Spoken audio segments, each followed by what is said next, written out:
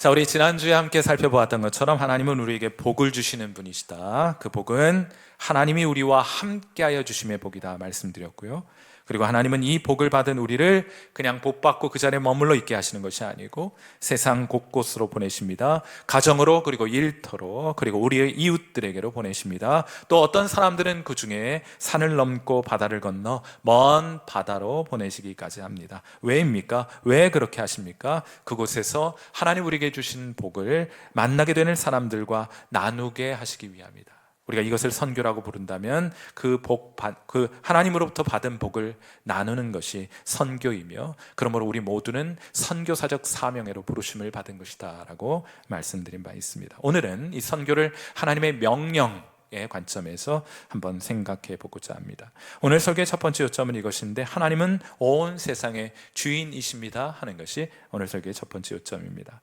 신명기 10장 14절에 이런 말씀 선언하고 선포합니다. 신명기 10장 굉장히 중요한 말씀이거든요. 함께 읽은 본문 이렇게 선언합니다. 하늘과 모든 하늘의 하늘과 땅과 그 위의 만물은 본래 누구에게 속한 것이로되 내 하나님 여호와께 속한 것이로되 하고 선언하는 것으로 신명기 10장이 시작되죠. 이 세상에 존재하는 모든 것은 하나님이 창조하셨습니다. 그러므로 그 소유권도 하나님께 있습니다. 하나님이 창조하셨고 하나님이 소유하고 계신 거예요. 쉽게 말하면 여러분을 포함하여 이 세상 모든 존재하는 모든 것 다 누구의 것이라고요? 하나님의 것입니다. 착각하지 마세요. 하나님의 것이에요. 우리는 잠시 이 땅을 살며 하나님의 것을 빌려 사용하는 것입니다. 여러분, 성경을 읽어보시면은 하나님을 지칭하는 표현들이 여러 가지가 등장하는데, 구원자라고 하는 표현은 성경에 37번 사용되었어요. 그런데 하나님께서 이 세상 모든 것의 주인이 되십니다라는 주님이라는 표현은 성경 신구약 통틀어서 7,800번이나 사용이 되어 있어요. 자, 그러므로 기독교 신앙이란 무엇이냐? 기독교 신앙이라는 것은 옛 주인으로부터 구원함을 받아 새 주인을 모시고 살아가는 것과 관련된 것이 예수 믿는 신앙이라고 믿습니다. 새 주인을 섬기며 살아가는 것이에요.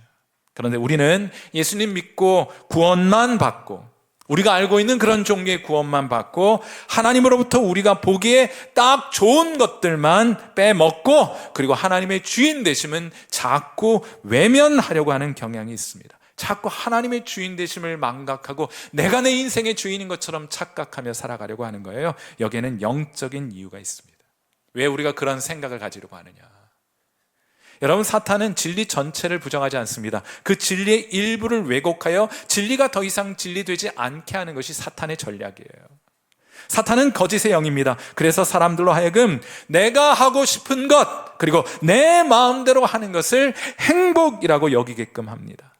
다들 그렇게 생각하잖아요. 내 마음대로, 또 내 뜻대로 내가 하고 싶은 것 하면서 살아가는 것을 행복이라고 착각하게 만들어 놓았습니다. 오해하며 살아가도록 만들어 놓았어요. 우리 아이들 키워보시면 아시겠습니다만, 우리 아이들은 아직 지각이 발달되어 있지 않아서 영화 같은 것을 보면은 자기가 그 주인공이나 되는 것처럼 착각할 때가 많습니다. 그래서 여러분, 예배 마치고 1층 로비에 가보시면 잠시 후에 확인하실 수 있겠습니다만, 우리 교회에도 파워레인저들도 많고 디즈니 공주들도 많이 걸어다니게 되는 것을 발견하게 될 것입니다. 그런데 여러분, 이때 아이들 조심하셔야 돼요. 진짜 자기가 파워레인저인 줄 압니다. 슈퍼맨인 줄 압니다. 그래서 이상한 팬티 하나 걸치고 또 망토 하나 걸쳐 차고, 그리고 진짜 높은 곳에서 뛰어내릴 수 있기 때문에 아이들 각별히 주의해서 살펴보셔야 하는 것이에요. 그런데 여러분, 이게 어린아이들만 그런 것이 아니고 어른들도 그렇습니다. 그렇게 자기 마음대로 자기 뜻대로 착각하면서 살아가려고 하는 사람들 많습니다. 망토만 두르지 않았지, 팬티만 입지 않았지, 이상한 팬티만 입지 않았지, 어른 슈퍼맨들과 어른 파워레인저들, 어른 디즈니 공주들 엄청나게 많이 살아가고 있어요. 사랑하는 성도 여러분, 꼭 기억하실 수 있게 되기를 바랍니다. 하나님은 저와 여러분, 우리를 지으신 분이에요. 우리를 우리보다 더 잘 아시는 분이십니다. 그래서 예레미야서 1장 5절에 하나님께서 이런 말씀을 선언해 주셨습니다. 내가 너를 모태에 짓기 전에 너를 알았고 내 너 잘 안다 하시는 거예요.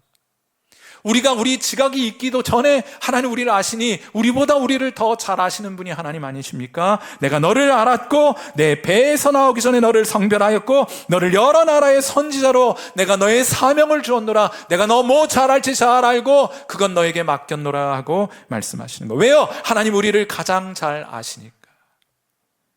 자, 그렇다면 우리를 가장 잘 아시는 하나님께서 우리가 가장 행복할 수 있는 방법도 잘 알고 계시지 않겠습니까? 사랑하는 성도 여러분, 오늘 이 아침 제가 외람되지만 여러분에게 질문 하나 던져보고 싶습니다. 여러분 행복하십니까?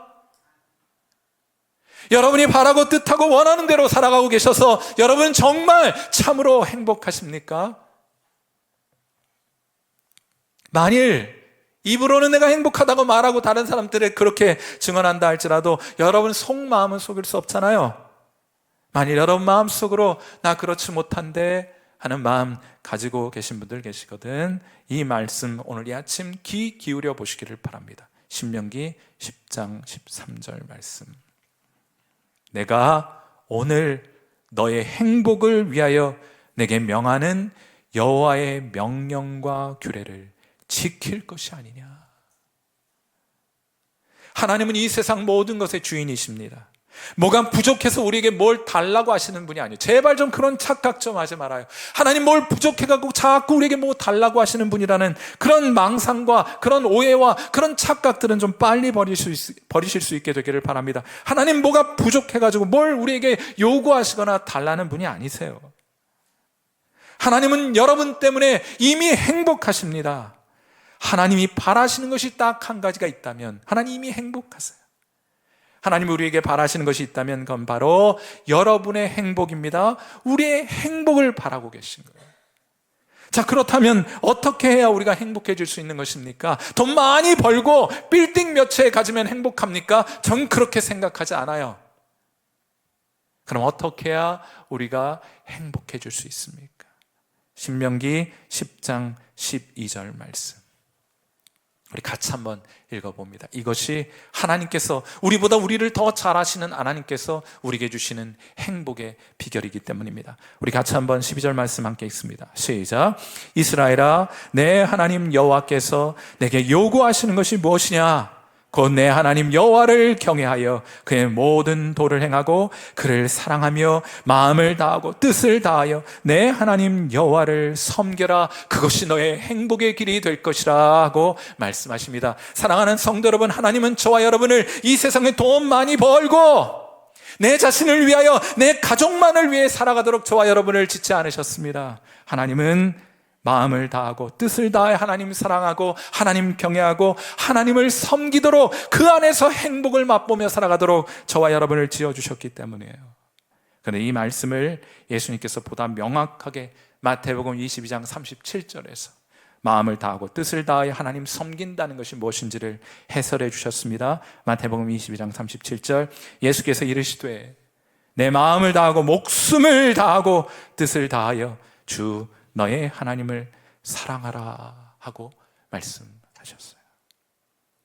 물고기는 아무데나 있으면 행복할 것 같고 자기의 마음과 뜻대로 원하는 곳에 모든 곳에 있으면 행복할 것 같아도 그렇지 않습니다. 물고기는 물속에 있을 때 가장 자유롭고 가장 행복할 수 있는 것처럼 사람은 하나님이 지으신 하나님의 형상을 따라 지음받은 사람은 하나님 사랑하고 마음과 뜻을 다하여 목숨을 다하여 하나님을 섬길 때 행복해지게 되는 거예요. 제가 좀 이런 얘기 좀 해도 되겠습니까?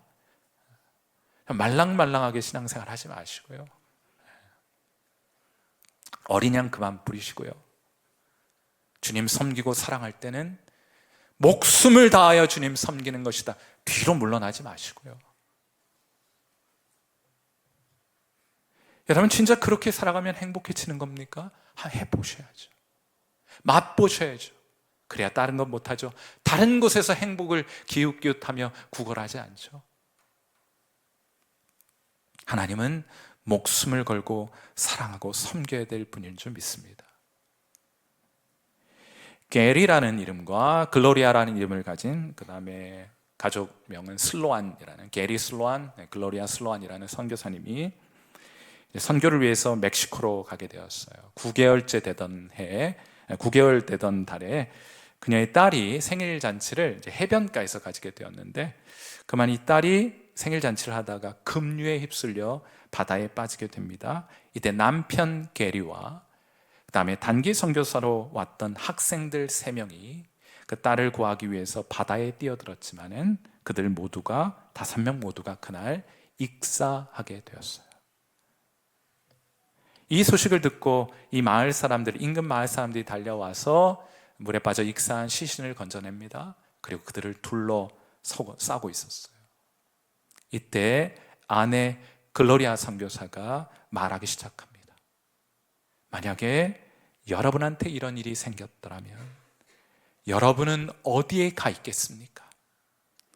우리 남편이 지금 어디에 있는지 말씀해 드릴게요.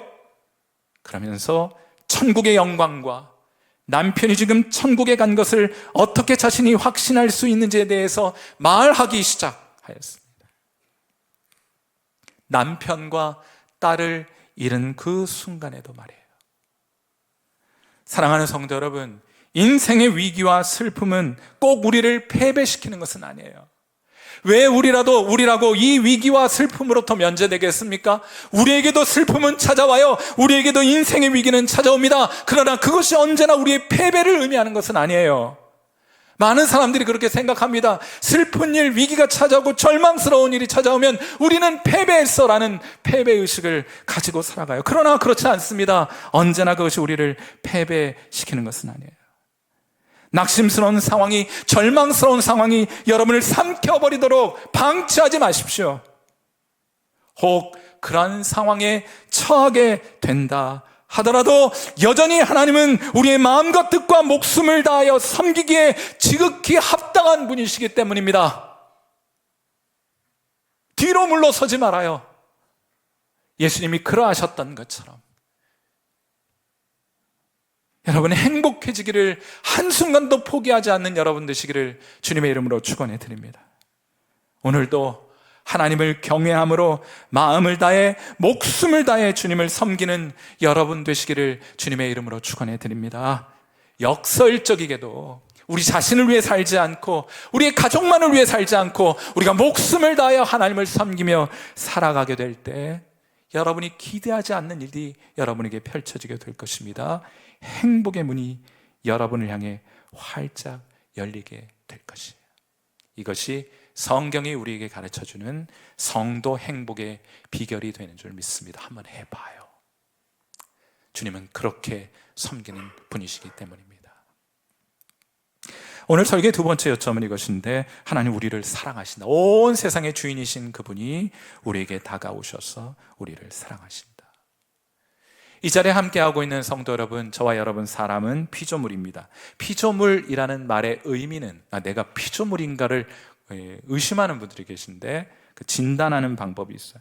피조물이라고 하는 것은 스스로 존재할 수 없다는 말의 의미입니다. 그래서 부모가 있어야 이 세상에 우리가 존재하기도 하고요, 그다음에 음식을 먹고 음료를 마셔야 또 생명을 보존하고 유지해 갈 수가 있는 것이고, 우리 혼자 살아갈 수가 없어서 곁에 가족도 두고 친구도 두고 이웃도 두고 살아가는 거예요. 우리는 스스로 존재할 수 없는 피조물이 분명합니다. 그런데 하나님은 스스로 존재하는 분이세요. 피조물이 아니십니다. 무엇에 의존하는 분이 아니세요. 하나님과 피조물인 사람 사이의 차이를 정말 극명하게 잘 드러내는 성경 구절이 있어요. 제가 스스로 교만해지려고 할 때마다 언제나 이 말씀이 제게 채찍이 되는 말씀이기도 한데 제가 참 좋아하는 말씀이에요. 전도서 5장 2절 말씀입니다. 같이 한번 읽어봐요. 여러분이 피조물인지 창조주인지 한번 확인해 보세요. 같이 읽겠습니다. 시작. 너는 하나님 앞에서 함부로 입을 열지 말며 급한 마음으로 말을 내지 말라. 하나님은 어디 계셔요? 하늘에 계시고 너는요 땅에 있음이니라. 아멘. 전 이게 너무 안정감이 느껴져요. 제가 하늘에 올라가면 안 돼요. 하나님은 하늘에 계시고 저는 이 땅 가운데 살아가 하나님을 의지하며 살아가도록 지음받은 피조물이기 때문입니다. 하나님은 하늘에 계시고 사람은 땅에 있느니라. 그런데 놀라운 것은 하늘에 계신 하나님께서 땅에 있는 사람들에게, 저와 여러분에게 다가오셨습니다. 무엇이 필요해서가 아니라 무엇인가를 베풀기 위하여 오신 거예요. 의존하기 위해서 오신 것이 아니라 의지할 대상이 되어주시기 위하여 하나님은 이 땅 가운데 낮고 낮은 우리에게 다가오신 겁니다. 그래서 우리 본문 신명기 10장 15절에 이렇게 말해요. 여호와께서 오직 내 조상들을 기뻐하시고 그들을 사랑하사 그들의 후손인 너희를 만민 중에서 택하셨음이 오늘과 같으니라. 아멘. 사랑하는, 한번 성도 여러분 생각해 보세요. 이 세상 어느 주권자가 우리에게 다가와서 우리를 기뻐한다 말하고 우리를 사랑하고 우리를 자신의 백성으로 택하여 주신 인간 주권자가 어디 있습니까? 그런 사람이 어디 있습니까? 그런데 하나님이 우리에게 다가오셔서 내 너 기뻐한다, 내 너 사랑한다, 내가 너 내 백성 삼으마 하고 말씀해 주셨습니까? 왜 그렇게 하셨습니까? 왜 하나님은 우리에게 이런 일들을 행하시는 것입니까? 신명기 10장 18절에 답이 있어요. 뭐라고 성경이 증언합니까? 하나님은 고아와 과부를 위하여 정의를 행하시며 나그네를 사랑하여 그에게 떡과 옷을 주시나니. 여기 고아, 과부, 나그네 공통점이 있습니다. 이들이 가지고 있는 공통점이 무엇입니까? 그것은 이들은 의지할 사람도 절도 없는 이 세상 3대 약자들이에요. 의지할 곳이 없는 사람들입니다. 그런데 놀라운 것은 뭔지 아세요? 하나님이 그들의 하나님이 되어주시겠다는 겁니다. 하나님이 그들의 의지가 되어주시겠다고 말씀하시는 거예요. 시편 37편 40절 말씀, 여호와께서 그들을 도와 건지시되 악인들에서 건져 구원하심은 이유가 무엇입니까? 그를 의지한 까닭이로다. 아무것도 의지할 것이 없고 아무도 의지할 사람이 없어 오직 하나님만 붙들고 의지하였기 때문에 내가 그들을 건져 구원하였음이라 하고 선언하고 말씀하십니다. 사랑하는 성도 여러분, 하나님은 의지할 곳이 없는 사람들, 하나님이 아니라면 돌보아줄 사람이 없는 자들의 하나님이 되어주세요. 하나님은 모든 사람의 하나님이 되어주시는 것이 아니라 저는 하나님을 의지하지 않고는 살아갈 수 없습니다 하고 고백하는 사람들의 하나님이 되어주십니다. 그들의 하나님만 되어주시는 거예요. 여러분, 그런 고백이 주님을 향하여 있으십니까? 제가 이번 주에 가족들과 함께 잠시 외출을 한 1시간가량 외출을 하고 집으로 돌아왔는데 그 사이 저희 집 강아지가 딸 아이가 한 입 베어 물고 남겨놓은 초코파이 하나를 다 쳐드셨어요. 나중에 보니까 이게 없는 거예요. 강아지에게 초콜릿은 독약과 같은 것이어서 생명이 위험할 수도 있다는 사실을 알게 되었고, 그 즉시 제가 알고 있는 수의사에게, 지인 수의사에게 전화를 걸어 물어보니 서둘러 동물병원으로 달려가야 한다는 이야기를 들었습니다. 일단 병원을 찾아 강아지를 안고 길을 떠났습니다. 녀석의 심장은 이렇게 돼요. 그리고 벌벌벌 떨고 있어요.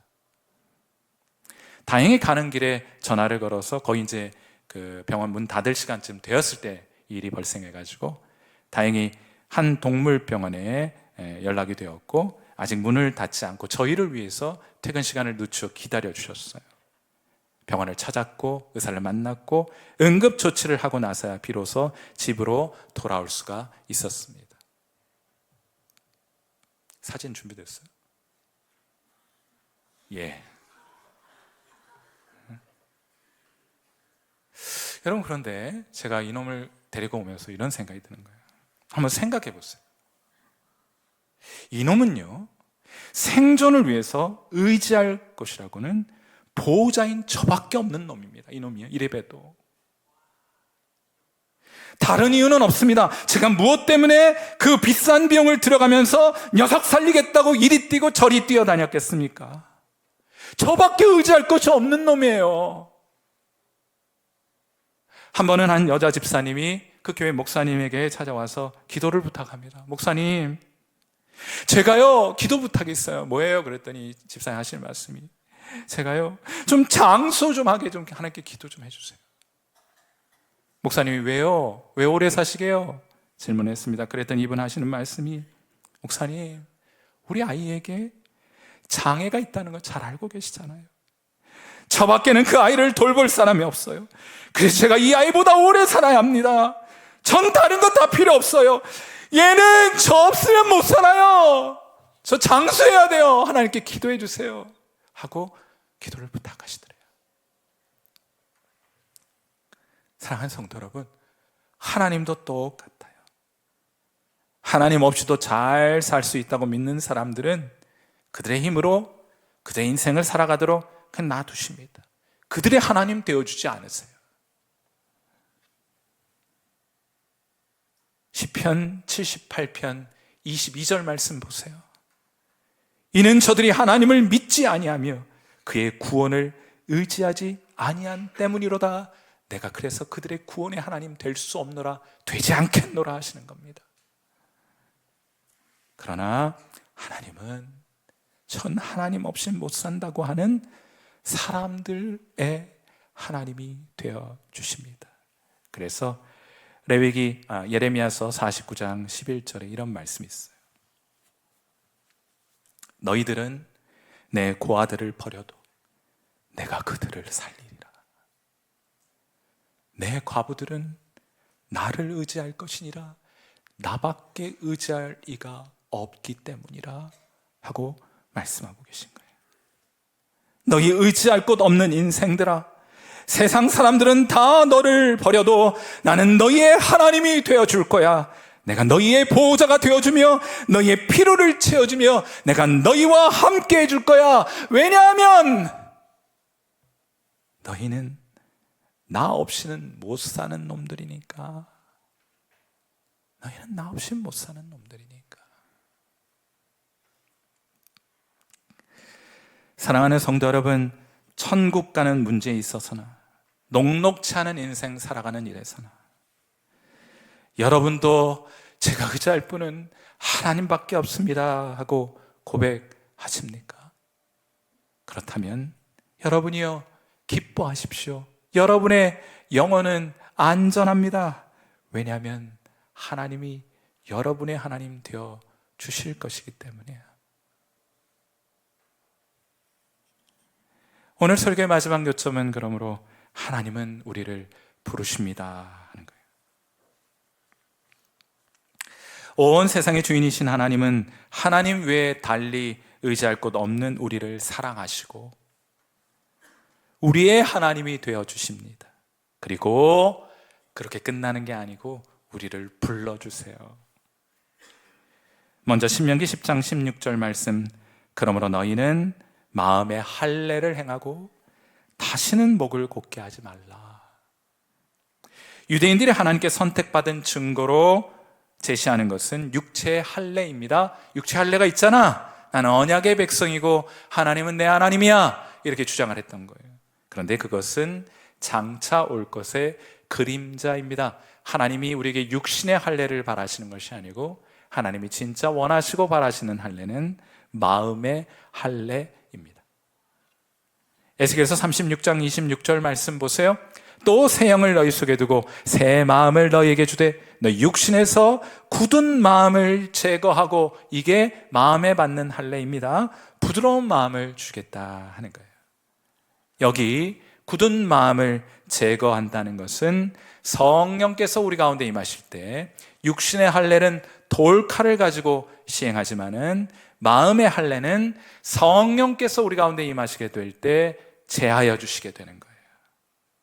성령 받는 것은 우리가 복음 듣고 예수 그리스도를 믿을 때 거저받는, 하나님께서 거저주시는 하나님의 선물입니다. 그러므로 예수 믿는 자들 모두에게는 지금 성령이 임하여 계신 거예요. 여러분 예수님 믿으십니까? 대답해 보세요. 여러분 예수님 믿으십니까? 여러분 안에 성령이 거하여 계십니까?